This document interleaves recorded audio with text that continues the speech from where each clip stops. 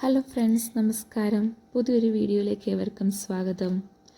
ഇന്ന് നമുക്ക് ബെൽജിയത്തിലെ മാതാവ് പ്രത്യക്ഷപ്പെട്ട ഒരു പള്ളിയിലേക്ക് പോയാലോ. ബെൽജിയത്തിലെ 2 സ്ഥലത്താണ് മാതാവ് പ്രത്യക്ഷപ്പെട്ടിട്ടുള്ളത്. ബനോ എന്ന സ്ഥലവും ബൊഴാങ്ങും. ഇത് രണ്ടും സ്ഥിതി ചെയ്യുന്നത് ഫ്രഞ്ച് റീജിയനിലെ വലോണി റീജിയനിലാണ്. ഇന്ന് നമ്മൾ പോകുന്നത് ബനോയിലേക്കാണ്. 1933 മാരിയറ്റ് ബെക്കോ എന്ന 11 വയസ്സുകാരിക്കാണ് മാതാവ് 8 തവണയോളം പ്രത്യക്ഷപ്പെട്ടെന്ന് പറയുന്നത്. അവിടെ പിന്നീട് ചാപ്പലും പള്ളിയൊക്കെ ഉണ്ടാക്കുകയാണ് ചെയ്തത്.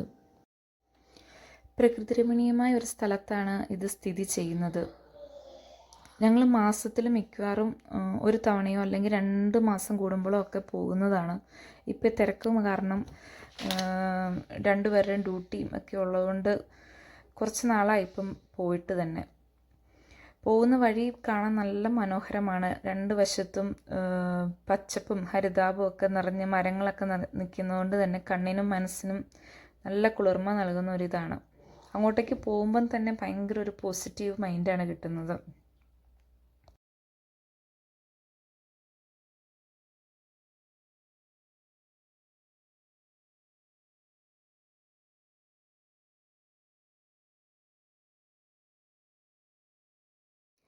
ഇത് വേൾഡിലെ ഏറ്റവും സ്മോളസ്റ്റ് സിറ്റിയാണ് ദുർബെ.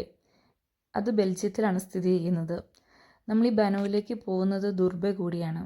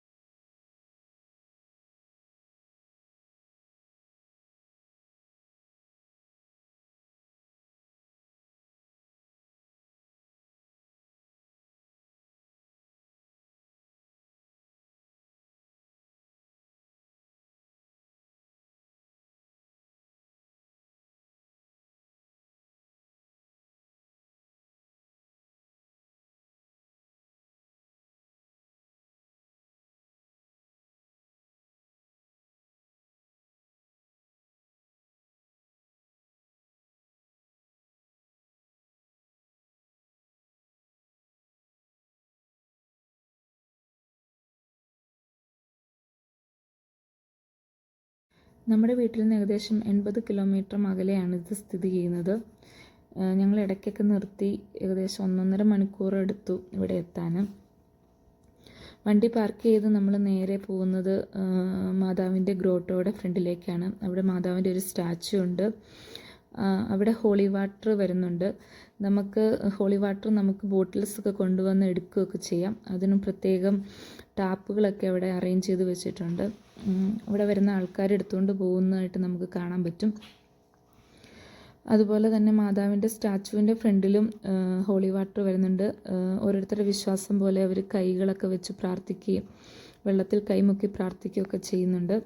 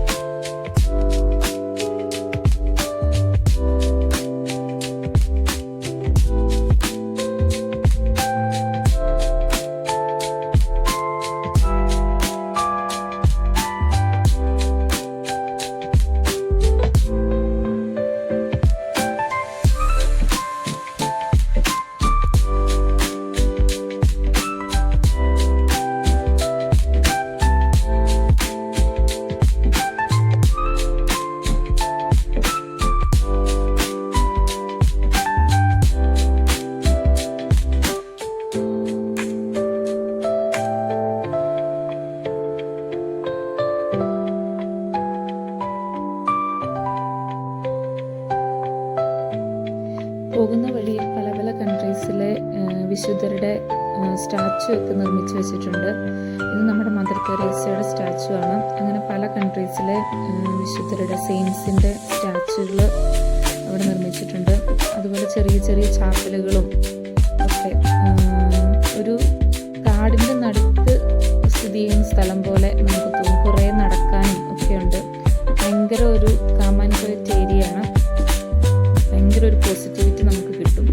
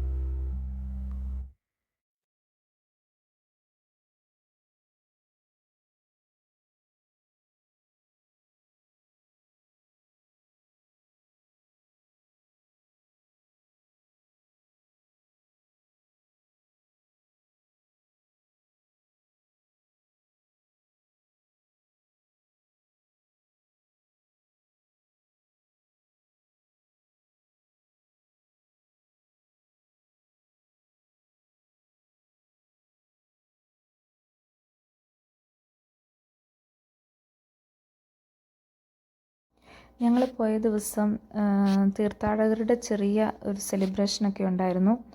അതൊക്കെ ഞങ്ങൾ കണ്ടു. പിന്നെ ചാപ്പലിൽ കുറേ നേരം ഞങ്ങൾ ഇരുന്നു. കുറേ നേരം കഴിഞ്ഞാണ് ഞങ്ങൾ അവിടുന്ന് പോകുന്നത്. നല്ലൊരു ദിവസമായിരുന്നു. മൈൻഡൊക്കെ ഒത്തിരി റിഫ്രഷായി. Thank you for watching.